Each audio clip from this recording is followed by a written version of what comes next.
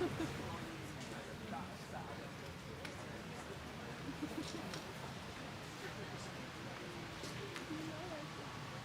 right. I do. I believe that one day I will be where I want, right there to you.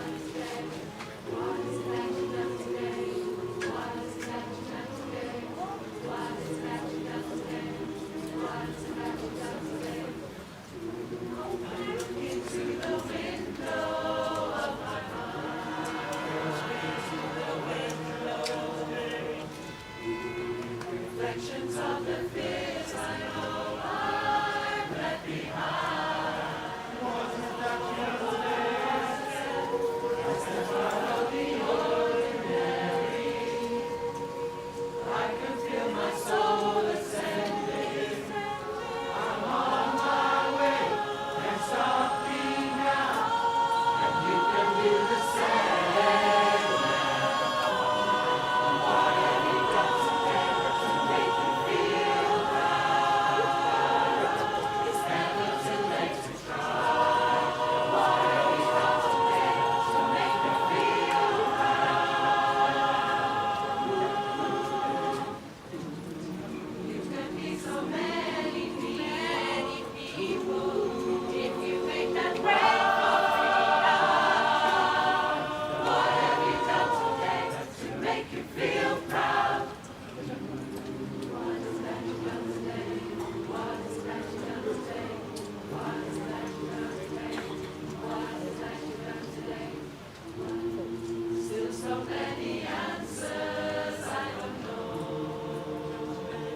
There are so many answers. Realize that to question is how we grow. What is that you done today? I step out of the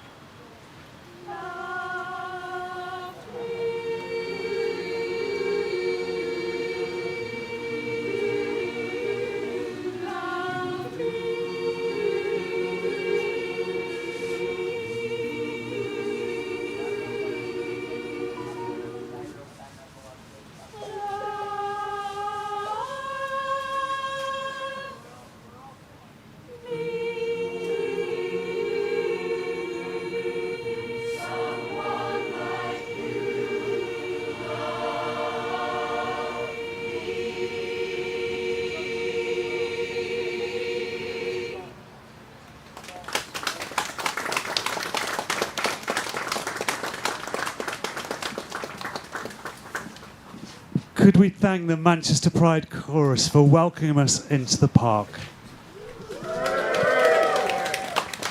Thank you for being here. As I look out, you look absolutely stunning. Thank you for braving the weather to be here with us tonight.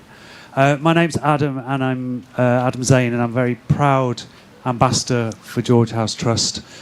And on behalf of George House Trust and the PaSH partnership, thank you for being here. We'd like to make a warm welcome to you. Next year marks the 40th anniversary of George House Trust. So it's my absolute honour as we look forward and look back to our special guest, Paul Fairweather, who was there 40 years ago. Can you give him a round of applause, please?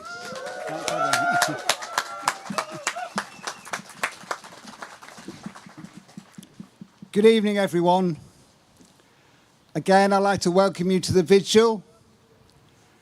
We're going to start the Vigil by Andrew Sloan and Ivon Gillick from Beaver and from George House Trust are going to unveil the wonderful red ribbon at the Beacon of Hope. For me, World AIDS Day means many different things. It's a time for remembrance. And I remember my best friend, Glyn, who was outrageously camp and full of energy, full of zest for life. It's a time for solidarity. In 2000, I was diagnosed with HIV. That's 24 years ago. But I couldn't be standing here tonight talking to you without the constant love, support and nourishment of my family, my friends, and organisations like the George House Trust. Unfortunately, many people living with HIV do not have that same support.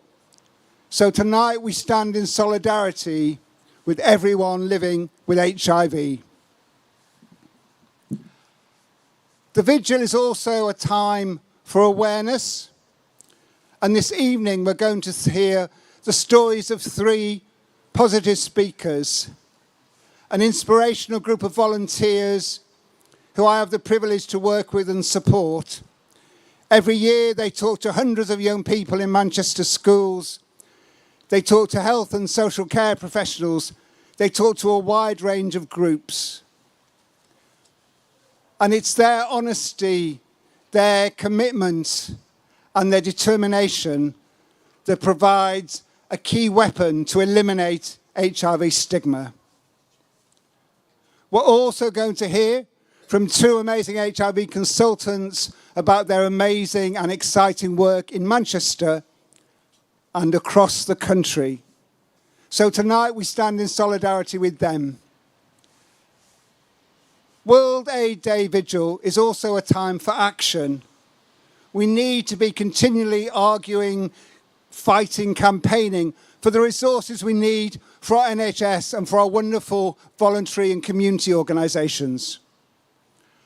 We need to be fighting for a national campaign to spread the good news about U equals U and PrEP, to banish forever images of tombstones and don't die of ignorance. World AIDS Day Vigil is also a time for hope, to celebrate our many, many achievements. Treatments are improving all the time. We are tackling HIV stigma. We are saving lives. So together, we will, we can, and we must create a world where living with HIV holds nobody back.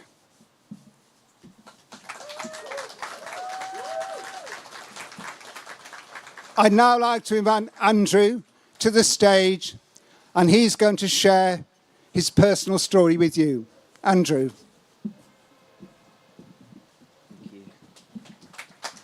Thank you. My name is Andrew, and I'm from Wigan, born and bred. It's not easy. It's not an easy one to tell, but it's mine. I grew up in an abusive household, and by the time I was 15, I'd had enough. I walked out and ended up in homeless hostels, and 4 years of my life were spent in those places, surrounded by people trying to survive. I was just a kid trying to figure out who I was, what love was, and where I belonged. I didn't have anyone to guide me, and no one ever sat me down and told me what healthier relationships looked like, especially as a young gay lad. I had no idea how to protect myself, and my self-esteem was at rock bottom. Then Grindr came along, and for someone like me, it gave me hope to find love and an emotional connection. Older gay men would take advantage of the fact that I was vulnerable. I was in hostels with no parents and no rules. A lot of things happened to me, including emotional, sexual abuse and rape. I thought that was just what love was supposed to be. That was all I was worth, and it left me broken. And I carried that brokenness with me into my 20s. When I was 28, my mental health was in pieces, and I ended up sleeping with someone aggressive, and that's how I contracted HIV. It was during the COVID-19 pandemic, and so I initially thought it was that, but my symptoms didn't match entirely. I'll never forget that moment. It was Christmas Day, and they called me and told me to come into the hospital. And my dad took me, and he was in the car, and I asked him to wait while I went inside. And they told me, Andrew, you've got HIV. When I told my dad, his reaction wasn't what I expected. He looked at me, completely shattered. He was so upset, he had to pull the car over, and he broke down, crying uncontrollably. And there I was, sitting next to him, feeling like I was the one who needed consoling. But instead I found myself saying, it's going to be okay, Dad. I'm going to be okay. When I got home, my stepmom was busy making Christmas dinner, and I'll never forget the look on her face when I told her. Trying to make sense of it all, we all sat there, the three of us, in this surreal, painful moment. That was the day everything changed for me. The day I realised how fragile life is and how quickly everything can shift. But it was also the day I decided I wasn't going to let HIV define me, and I wasn't going to let it break me. After my diagnosis, I went through a roller coaster of emotions. There was shock, fear, anger, but there was also this overwhelming sense of determination. I remember sitting alone one night and thinking, this doesn't have to define me. And I knew from that moment on that I wanted to use my story to make a difference, to help others understand that HIV is not a death sentence, and most importantly, to challenge the stigma that still surrounds it. I started talking to friends and family, educating them about what it means to live with HIV today. I told them about U equals U, which is undetectable equals untransmittable, something even I didn't know before my diagnosis. It blew their minds, and I'd see the light bulb moment when their fear gave way to understanding. These conversations gave me the confidence to break out on a bigger scale. Now I work with organisations supporting people with HIV, like George House Trust, and I help create spaces where people feel safe to share their stories, just like I'm sharing mine today with you wonderful people. I'm part of workshops and community groups where we talk openly about living with HIV and tackling the misconceptions head on. It's about normalising the conversations. HIV is not a dirty word. It's not something to whisper about in shame. And I refuse to let anyone feel like they must hide who they really are because of it.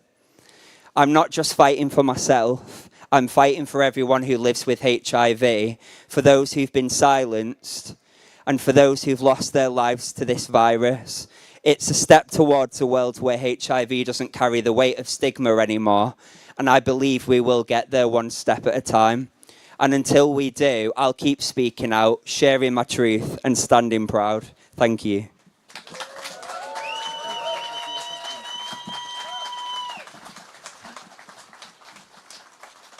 Thanks so much to Andrew for sharing his really powerful story.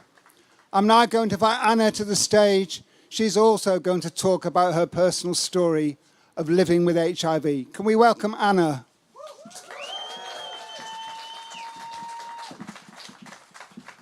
Hello, everyone. My name is Ana de Oliveira. I was born in Portugal and have been living in Manchester for almost 20 years.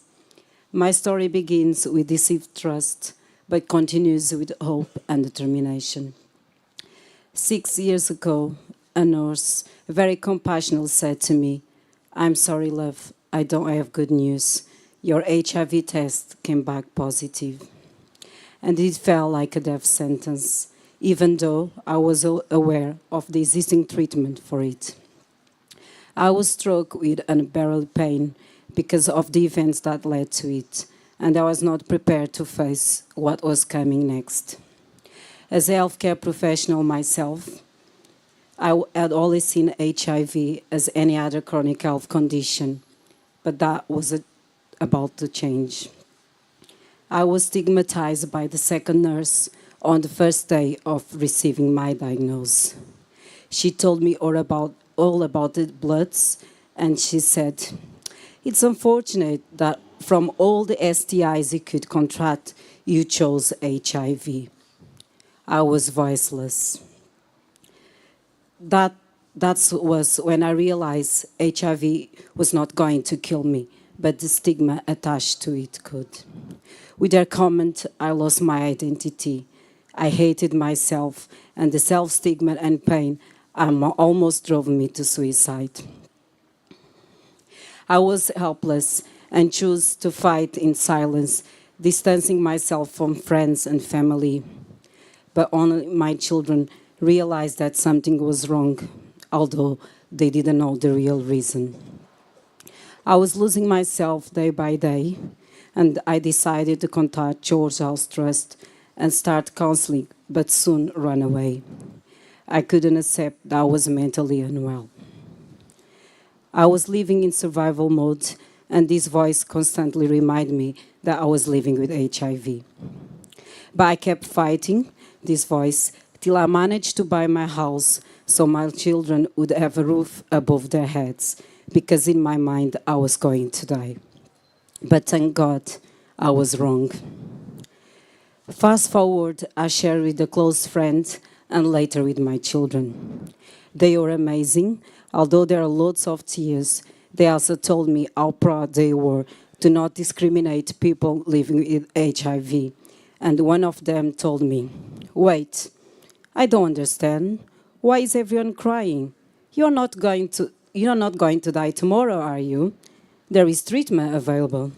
I felt relieved and loved, and actually, they were the ones who encouraged me to become an activist. I then gradually shared with my extended family, friends, and others who are part of my life, and I found love again. Eventually, I returned to George House Trust, and there I began to get involved in their events and become a positive speaker, as well as working with BHA in the community in prevention and awareness. I now feel that I'm part of this amazing community, and I'm thankful for all their support. This is not only my story, but the story of many of us living with HIV. So today, I stand here and hope that through education and visibility, we can reduce stigma and inequalities and protect the rights path for all of us living and affected by HIV. Lastly, I'd like to stress that this was my experience with one healthcare professional, but on my journey, I came to meet amazing healthcare professionals who stand together with us, and for that, I'm very grateful. Thank you.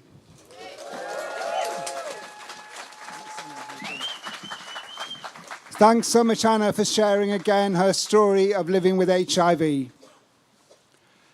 Next year is the 40th anniversary of George House Trust, and we have a great Heritage Archive project, so next year we'll be organising lots of really great events, so look out for them. As one of the 6 gay men who helped to set up Manchester AIDS Line, as it was then called, in 1985, it doesn't seem that long ago to me. I say to myself, can I really be that old? But actually, I was talking to 200 young people at a school in North Manchester on Friday, talking about HIV, lots of great questions. A young lad puts his hand up and says, "Sir, did you take part in World War II?" When I said no, he looked very surprised. There have been many, many changes over the last 40 years, but we face new challenges today. So we still need your continuing support, your commitment, and your commitment to challenge HIV stigma. On our 30th anniversary, Carol Ann Duffy, who was then the Poet Laureate, wrote a powerful poem that was read at the World AIDS Day Vigil in that year. I'm delighted to invite on the stage the fabulous Annie Wallace, who's going to read us Vigil by Carol Ann Duffy. When she finishes the reading, we'll have a minute's silence. If you've not lit your candles then, you can light your candles then. The silence will be broken by the Manchester Proud Chorus singing Lay Me Down. Can we welcome Annie Wallace?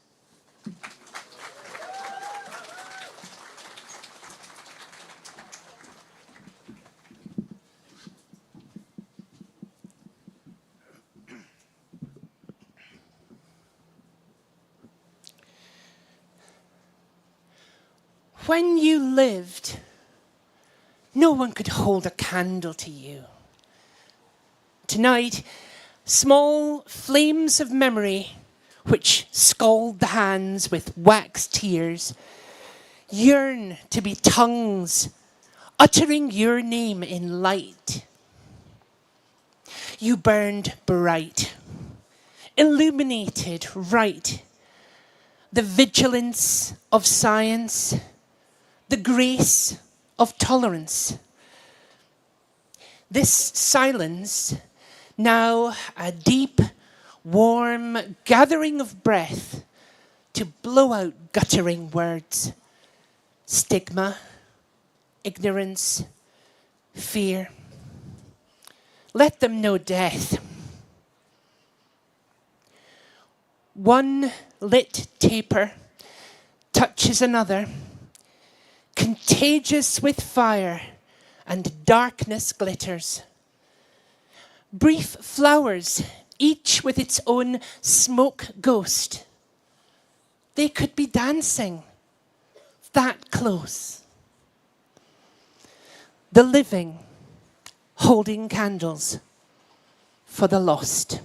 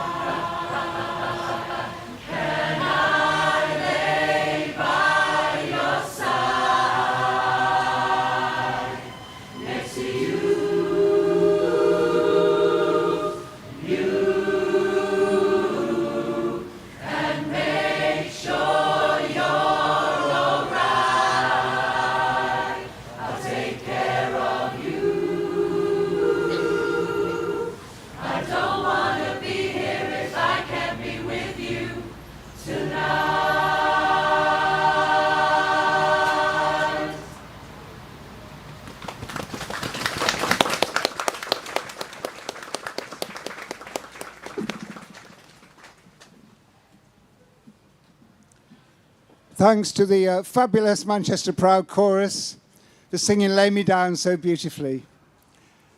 I'd now like to invite on the stage Claire Van Helsema, who's an HIV consultant and a key ally to all the work we're doing on HIV. Can you welcome Claire to the stage, please?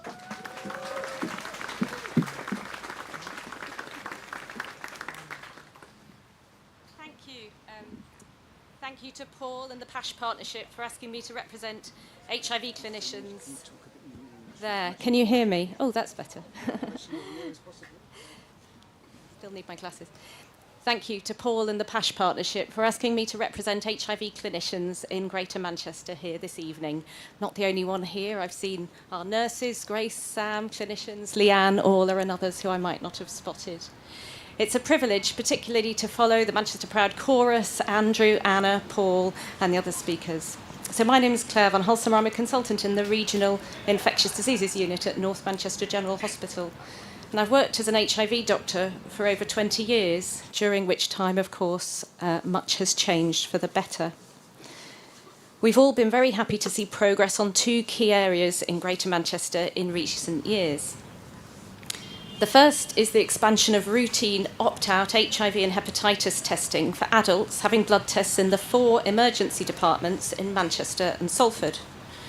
We started this in Manchester 3 years ago today, before national funds were available, after many of us pushing hard to provide more testing where we work.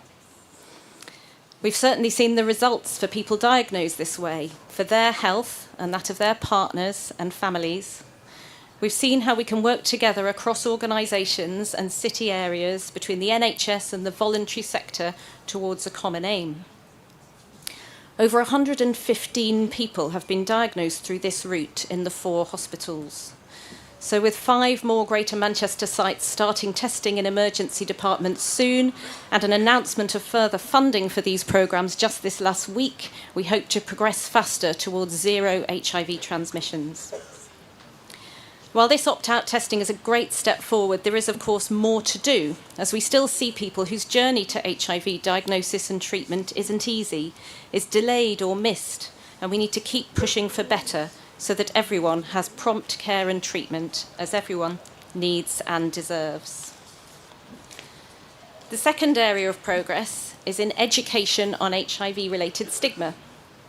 Stigma, as you'll know, can be a barrier to testing, to taking treatment, to remaining in care, and to living well with HIV, which is why it's such good news that a 20-minute training module developed by George House Trust, Dibby Theatre, and colleagues at Manchester Foundation Trust is now mandatory training for the 28,000 staff at our NHS Trust, and many other organisations plan to use it too.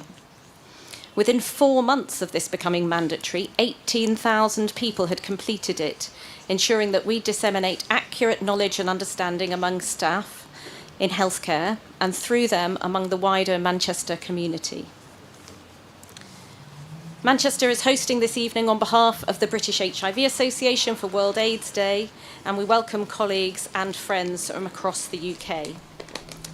It's a pleasure for me to introduce Professor Ivon Gillies, HIV physician in Brighton and chair of the British HIV Association. Over to you, Ivon.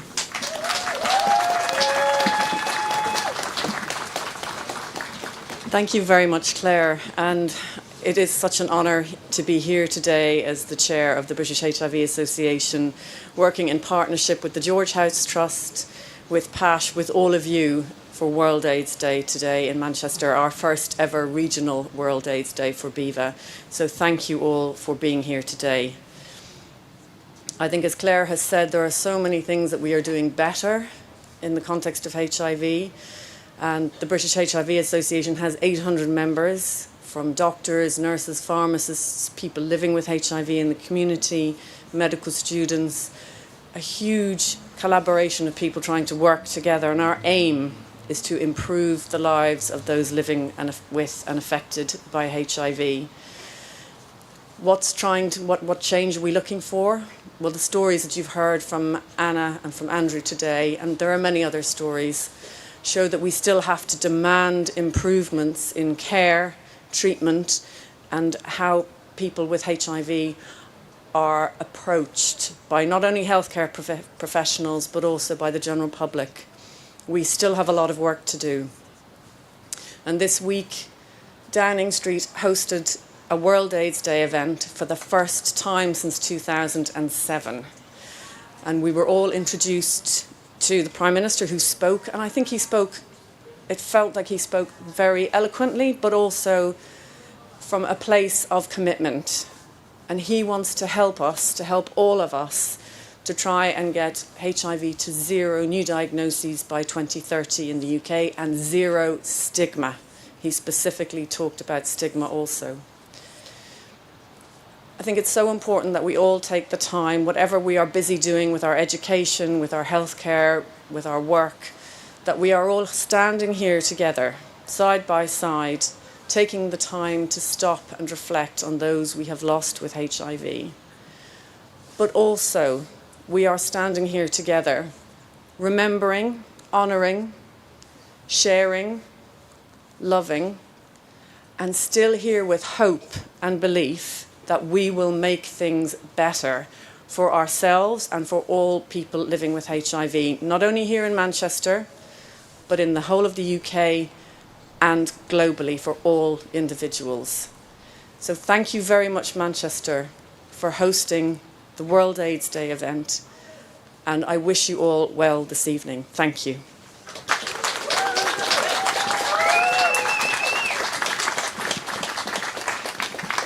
Thanks so much, Ivon, and it's great to hear the positive response we've got from the Prime Minister. I'd now like to invite on the stage our final speaker, who is Ivon. She is going to tell us her own personal story. So can we please welcome Ivon?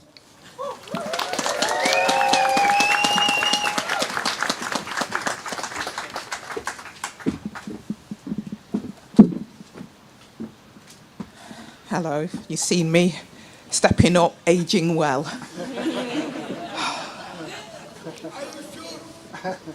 Maybe you're right. I'll take that. Mine's a harder story because in our discussions about moving forward, the journey hasn't always been linear, backwards and forwards. And for me, diagnosed in 1998 as a woman, I hid. I didn't have the confidence to come forward. I didn't see myself reflected in the literature. I honour the struggle that the men fought for and the gains that we have all made. But my story is about women and invisibility. It took till 2015 when I was ill on the 1st of December, taken into hospital by my partner and my son with a virtually 0 CD4 count. Watching him, watching me, they thought I was going to die. But this isn't the story about my dying. It's about how I chose to live and how I chose to ask myself, how did I get to this place? And what impact does stigma have on our ability to be seen, to be visible, and to negotiate the type of love the type of relationships and the type of lives we want. I didn't die, but I didn't lose my partner either. We have been together 20 years, but it took a strength in him and a love for me to get that man to stand by me despite. That was not easy. And as I tell you now, as I stand here, the shame that lives with me is huge, because the burden of trying to get it right with no support was great. And for those of us with HIV, trying to get it right, trying to say the right things, trying to be the right people, it's not an easy feat in a world where our value as human beings is reduced to nothing. Coming to George House Trust has meant for me becoming a positive speaker, because I speak not only as a woman who is invisible, was invisible, but as a woman who's had to reclaim her voice, to find her value, to find a passion that says we all deserve to be loved. We all deserve to be loved. But we also have the right to be educated in a way that allows us to negotiate the type of love we want. In my time since being a positive speaker, I have gone out and I have fought tirelessly to try to undo what I did, to make sure that no woman on point of diagnosis should have no information, should not have the ability to communicate, or should walk with the shame and accept less than perfect in this world in terms of her ability to negotiate an equal relationship. I have a son. I have a son. Thank you. I don't. I have a son who is 18, who is conscious of my HIV status, and I have ensured that he walks with no shame. Since my diagnosis with HIV, I've learned that relationships are far from linear, and we need to be allowed to be who we are. A woman can protect herself from pregnancy, but if she doesn't know about PrEP, how can she protect herself from HIV?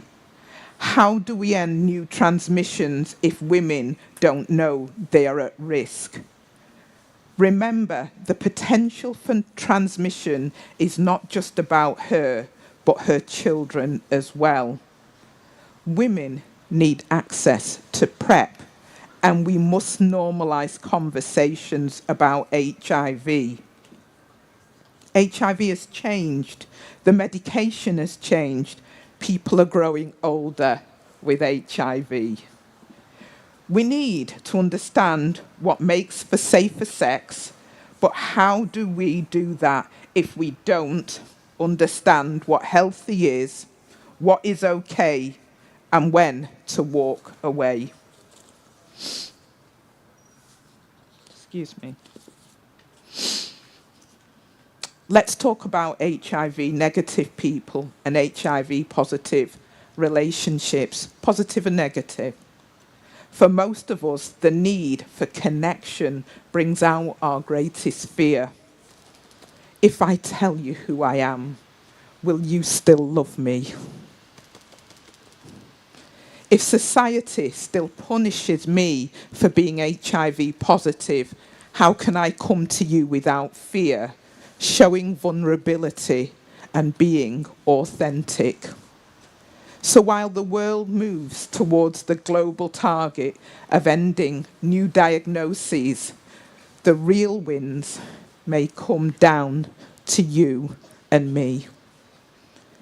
How we are managing HIV is testing the mettle of our humanity and the integrity of our human rights. But the proof of our gains will be demonstrated in the language of our personal relationships and whether we have the right and courage to choose to have those difficult conversations. Thank you.